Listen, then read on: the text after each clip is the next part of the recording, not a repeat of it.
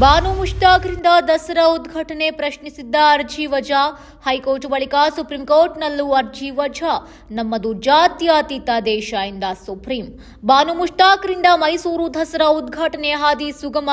ಬಾನು ಮುಷ್ತಾಕ್ ದಸರಾ ಉದ್ಘಾಟನೆ ವಿರೋಧ ಸುಪ್ರೀಂ ಕೋರ್ಟ್ನಲ್ಲೂ ವಜಾ. ಮಳಖೇಡ ಪೊಲೀಸ್ ಠಾಣಾ ವ್ಯಾಪ್ತಿಯಲ್ಲಿ ಭಾಗ್ಯಶ್ರೀ ಎಂಬ ಯುವತಿ ಕಾಣೆ. ನಾಪತ್ತೆಯಾಗಿ 7 ದಿನಗಳ ಬಳಿಕ ಕೊಳೆತ ಸ್ಥಿತಿಯಲ್ಲಿ ಶವ ಪತ್ತೆ. ಮಂಜುನಾಥ್ ಎಂಬ ಶಂಕಿತ ಆರೋಪಿಯನ್ನ ಬಂಧಿಸಲಾಗಿದೆ. ಮಂಜುನಾಥ್ ಸಹೋದರ ವಿನೋದ್ ಆತ್ಮಹತ್ಯೆ ಮಾಡಿಕೊಂಡಿದ್ದು ಭಾಗ್ಯಶ್ರೀ ಅಪ್ಪ ಕಾರಣ ಎಂಬ ಆರೋಪ. ಹಾಗಾಗಿ ಮಂಜುನಾಥನೇ ಭಾಗ್ಯಶ್ರೀಯನ್ನ ಕಿಡ್ನಾಪ್ ಮಾಡಿ ಕೃತ್ಯ ನಡೆಸಿದ್ದಾನೆ ಎಂಬ ಶಂಕೆ. ನಾಪತ್ತೆ ಕೇಸ್ಗೆ ಟ್ವಿಸ್ಟ್. ತಂದೆ ಮೇಲಿನ ಸೇಟು, ಮಗಳು ಬಲಿ.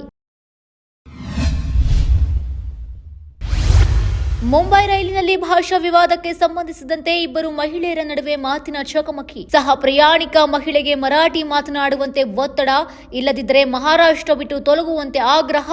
ತಾವು ಮಹಾರಾಷ್ಟ್ರದಲ್ಲಿದ್ದೇವೆ ಎಂದು ಉಲ್ಲೇಖಿಸಿ ಮರಾಠಿಯಲ್ಲಿ ಮಾತ್ರ ಮಾತನಾಡಬೇಕೆಂದು ಹೇಳಿದ್ದಾರೆ. ಸಾಮಾಜಿಕ ಮಾಧ್ಯಮದಲ್ಲಿ ವೈರಲ್ ಆಗಿರುವ ವಿಡಿಯೋ ಮತ್ತೆ ಭಾಷಾ ವಿವಾದ ಮುನ್ನೆಲೆಗೆ. ದೆಹಲಿಯಲ್ಲಿರುವ ತಮ್ಮ ಸರ್ಕಾರಿ ನಿವಾಸದ 7 ಲೋಕ್ ಕಲ್ಯಾಣ ಮಾರ್ಗದಲ್ಲಿ ಕದಂಬ ಸಸಿಯನ್ನ ನೆಟ್ಟ ಪ್ರಧಾನಿ ಮೋದಿ. ಈ ಸಸಿಯನ್ನ ಯುನೈಟೆಡ್ ಕಿಂಗ್ಡಮ್ ಕಿಂಗ್ ಚಾರ್ಲ್ಸ್ ಅವರು ಮೋದಿಯ 75ನೇ ಹುಟ್ಟುಹಬ್ಬದ ಪ್ರಯುಕ್ತ ವಿಶೇಷ ಉಡುಗೊರೆಯಾಗಿ ಕಳುಹಿಸಿಕೊಟ್ಟಿದ್ರು. ಇದು ಸ್ನೇಹ ಮತ್ತು ಪರಿಸರ ಸುಸ್ಥಿರತೆಗೆ ಹಂಚಿಕೆಯ ಬದ್ಧತೆಯನ್ನ ಸಂಕೇತಿಸುತ್ತದೆ. ಹಾಗೆ ಭಾರತ ಯುಕೆ ಹಸಿರು ಒಪ್ಪಂದವನ್ನ ಸಂಕೇತಿಸುತ್ತದೆ.